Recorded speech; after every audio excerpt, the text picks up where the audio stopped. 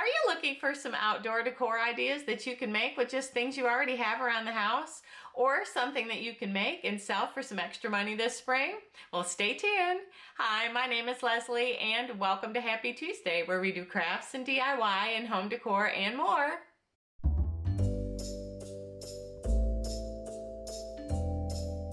Now, if you stick around until the very end, I'll have a hint for you on one of next week's projects. But for now, let's get started on the 4 we have today. Here's a sneak peek of today's projects in reverse order, and that will bring us to project number 1. This little house starts with a tree branch. The first thing we are going to work on is making a little roof. So if you'll see, I have one of those little pieces from Dollar Tree that I have cut in half, and I will trim again. And then I am going to trim an angle on the top of this tree branch so that the wood pieces for the roof have a place to hang out.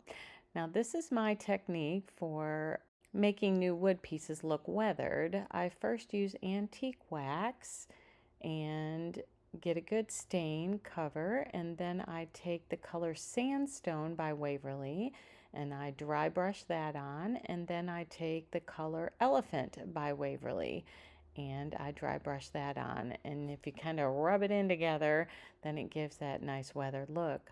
So here I am taking some skewer sticks and I am making little windows. Now I will glue them onto that little piece of wood that you see over to the left and then scrape them off so that they'll stay together. Otherwise, these little pieces don't have much to hold on to, but the wood piece underneath it gives it a base to hold on to, and they easily scrape off. And I am using wood glue by Super Glue that you can buy at the Dollar Tree. Now today's project is pretty much made all of scraps that I found. I did buy the little birdie at Michael's and used my $5 off and my 30% coupon, and it ended up being free. So we are going to go ahead and get this whole window put together. Now I created the 4 pieces for the outside and then the middle piece, and then cut separate pieces for the other side so that it wasn't too bulky and showed as a little window. I just love these little clippers that I bought at Harbor Freight. They are just the perfect little clippers for such a project. Now we are going to take 4 scrap pieces of popsicle stick that I had in that little bin that you see over to the left. I bought that bin at Dollar Tree recently, and I just love keeping all my little wood scraps in it. Now I am trimming down another scrap piece of wood to make my little flower box at the bottom. It's actually not going to be a box, it's just going to be a little piece that I'll glue onto the window and then glue the flowers on that. Anyway, this little tote is over in the 4th of July section at Dollar Tree. So here's another scrap little piece of wood, and I am making little steps that will be from the ground up to the door, and which are the 4 popsicle sticks that I've glued together. And here I am using that same weathering technique to do the edges of the fence post scraps that I cut to make the steps. And it's really interesting because this technique blends all those colors together and makes it look like that old fence post. So now I've gone in and I've painted all my things, and I am just going to use a little sticker. I believe this came from Michael's, and some metallic paint in the color gold, and I will paint that doorknob gold and then give it little gold hinges. I'll paint over on the side there and just give it a little bit of detail and character, and then we're going to start putting this together. So we're going to glue the door and the steps on, and then we will add our flowers to our little window boxes. Now, as you can see, I made 3 windows, and I'm just going to take one of these scrap pieces of flour from the Dollar Tree, and I made sure, since this is going to sit outside, that it's kind of those plasticky flowers, so we don't have to worry about them ruining. Although I do take and spray this with this clear coat that you see down in the bottom right hand corner. I believe I bought that one at Hobby Lobby or Michael's, but you can use any kind of clear coat or polyacrylic to seal it. Now those little flower pieces came in a package from the Dollar Tree, and I cut those in half, and I'm going to double those up, and then I'm going to take another little piece of fence post and a couple more scrap pieces of wood, and I am making a little birdhouse to sit on the side of the house. So we'll glue those 2 pieces of each of the flowers together. Just gives it a little bit more dimension. And here is the mushroom that I am using as the chimney on my house. And here I'm just putting together the birdhouse and giving it a way to hang on the side of the house. And I'll use a little eye hook and then connect that wire on there. And then I'll give my little birdhouse a stoop where my bird can sit. And I've now painted my flowers, and I'm adding those on, and here's the final touch of the little birdhouse. I also added a little bit of moss to the roof, and here is the little house. Now, without the bird, and you could put whatever you want on there, or don't put a bird at all, or don't put a birdhouse. But really, this could just be made out of the scraps you have or the supplies you already have. You don't have to buy anything to make this. And I think it turned out absolutely adorable. And now it's sitting in my outside patio. What do you think of the project? Don't forget to give it a thumbs up, share it with your friends, and subscribe if you're not already a subscriber. And here we are with project number 2.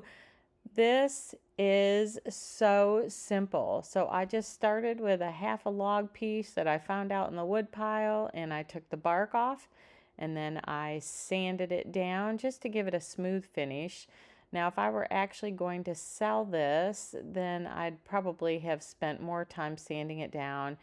And I also put clear polyacrylic on this one, and I'd have probably put another few more layers, or even use the brush on kind instead of the spray on kind. But I'm just gonna sand it down, and then I found a branch that had the right shape that I was looking for to be able to hang my lantern on. So I'm gonna take all the bark off, and then I'm gonna give that also a quick sand. And we are 2/3 of the way through with this project already. So once we've given it a quick sand and just kind of smoothed down the edges a little bit, and kind of got all the rough barky pieces off, then I am going to take my 1-inch paddle with my wonderful pink drill that I got off of Amazon, and I'll have that linked below if you want one. And I am going to drill a hole about 1/4 of the way in on the left hand side, and I am going to make sure that it's deep enough that I can glue my branch in there so that it'll stay, but it's also very stiff. And here I am spraying it with that polyacrylic. And honestly, that is all there is to this project. But I think with the solar lantern, it just turns out so cute. And I love it here with my little trio of flowers. It's beautiful in the evening. And there's my little Gingy girl. And that brings us to project number 3. This is one of my favorites today. I just love this little owl. So you're going to use 2 small pieces of the wood slices, 2 little bit larger pieces of the wood slice, a bigger piece that's going to be the head, and notice the little bug crawling over there on the left hand side. You know, I got these from outside for sure.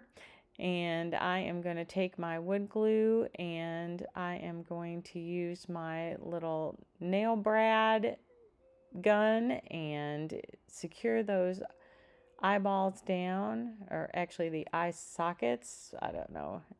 I'm using sandstone to paint a background for the eyeballs, and then we'll paint a black circle and a white circle.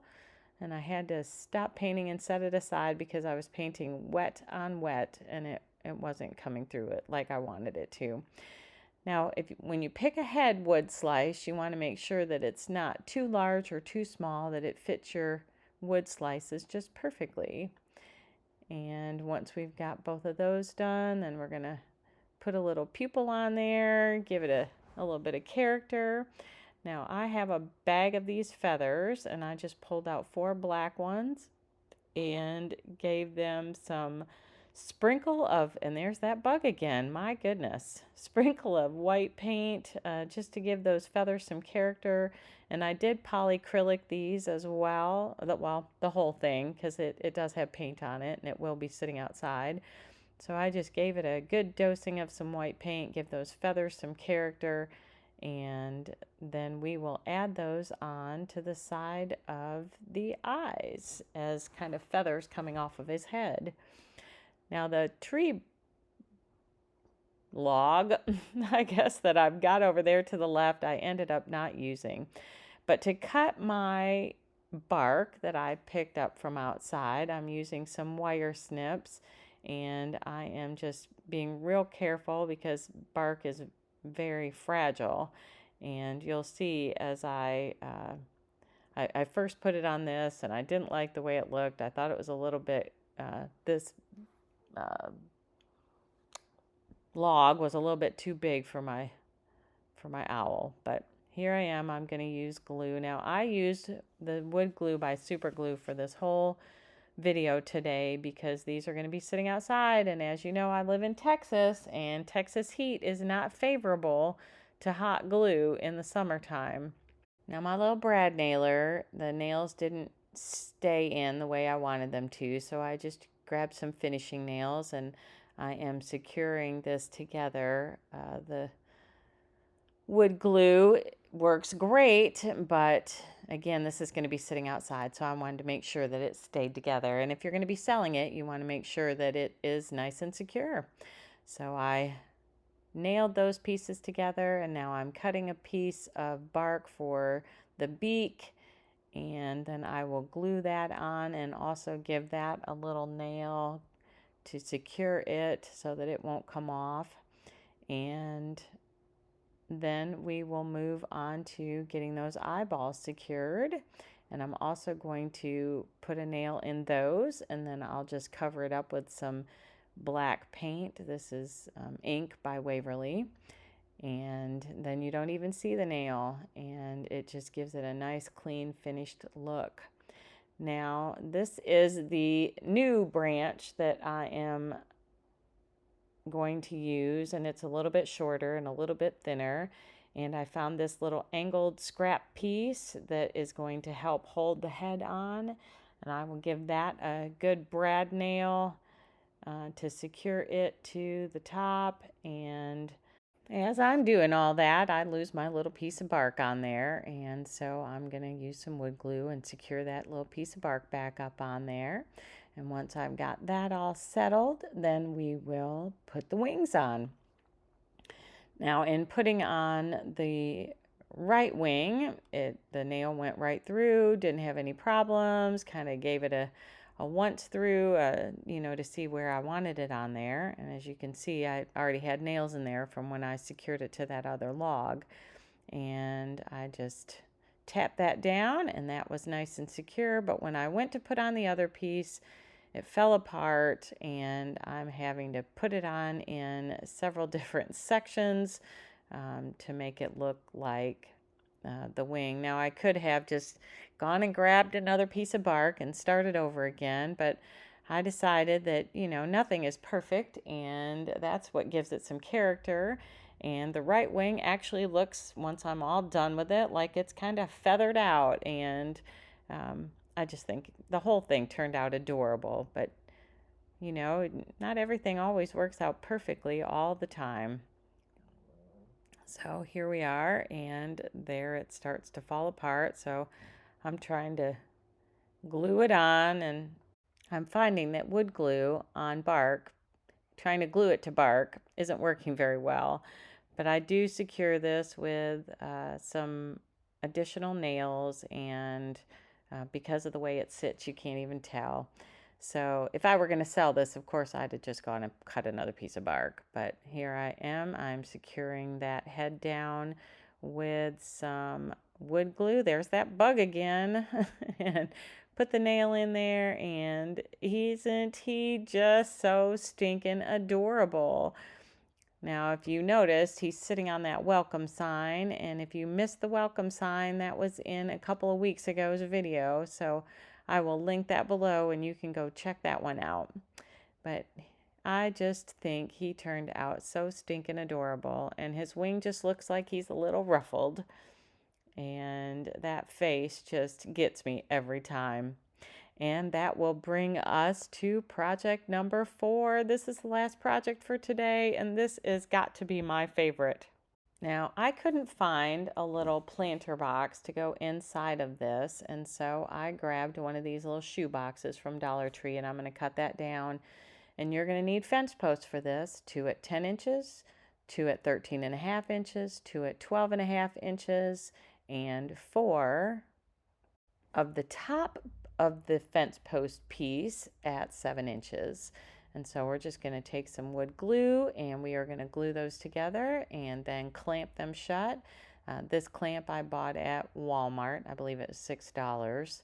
And because of the size I chose to make my planter box, I'm going to have to cut this down. Now the lid I am going to use to sit up underneath the planter so it can catch excess water. And the actual shoe box, I am going to poke holes in it so that as I'm watering it on a daily basis, because it's so hot here in Texas, well, not quite yet, but it will be, and the water has a place to go and it's not sitting in with the roots. So I used my scissors, but it was starting to crack a little bit, so I got out my utility knife, and be careful with this. I probably should have been more careful than I was, but I didn't cut myself, so that was good. And so I'm going to take this shoe box, and I'm just going to cut down to that first little indentation, and then I'm going to take my utility knife, and there are actually 4 little divots in the bottom. I don't know if you could see those when I set it down, but there's 4 little divots in the bottom, and I'm just going to take my utility knife and make little holes in there.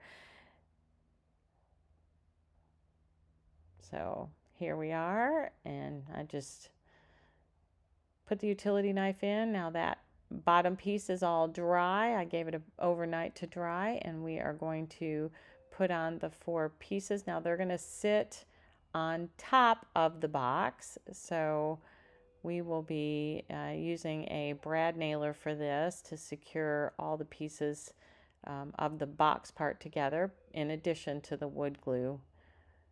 I used a lot of this in today's projects.